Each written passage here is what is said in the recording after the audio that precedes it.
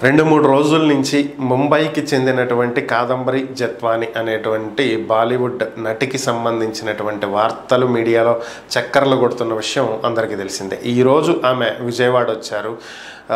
వైఎస్ఆర్ కాంగ్రెస్ పార్టీకి చెందినటువంటి నేతల ప్రోద్బలంతో కొంతమంది పోలీస్ అధికారులు ఆమెను వేధించారు, నిర్బంధించారు. ఆమె కుటుంబాన్ని ఇక్కడకు తీసుకువచ్చి తప్పుడు కేసులు పెట్టి ఇరికించి వారిని అనేక రకాల ఇబ్బందులకు గురి చేశారనేది ప్రధానమైనటువంటి ఆరోపణలు. దీనికి సంబంధించి ఆన్లైన్లో కంప్లైంట్ తీసుకోండి అని చెప్పి ప్రభుత్వం ఆదేశించటం, ఈ కేసు విచారణకు ప్రత్యేక కమిటీ వేసినటువంటి నేపథ్యంలో నటిని పోలీసులు సంప్రదించటం, దీనికి సంబంధించే ఏసీపీ స్రవంతి రాయ్ని ప్రత్యేక అధికారిగా నియమించినటువంటి పరిస్థితి. నటిని సంప్రదించినటువంటి నేపథ్యంలో ఆమె ఈరోజు విజయవాడకు రావటం జరిగింది, పోలీసులను కలవటం జరిగింది. ఈ సందర్భంగా ఆమె మీడియాతో మాట్లాడుతూ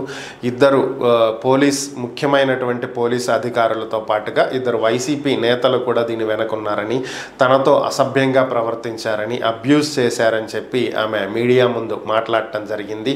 తనను ఎంతో మానసికంగా హింసించినటువంటి వీళ్లను ఖచ్చితంగా ఆ నలుగురి మీద ప్రభుత్వం చర్యలు తీసుకోవాలని, ప్రభుత్వం తనకు న్యాయం చేస్తుందనేటువంటి నమ్మకం ఉంది అని చెప్పి ఆమె చెప్పటం జరిగింది.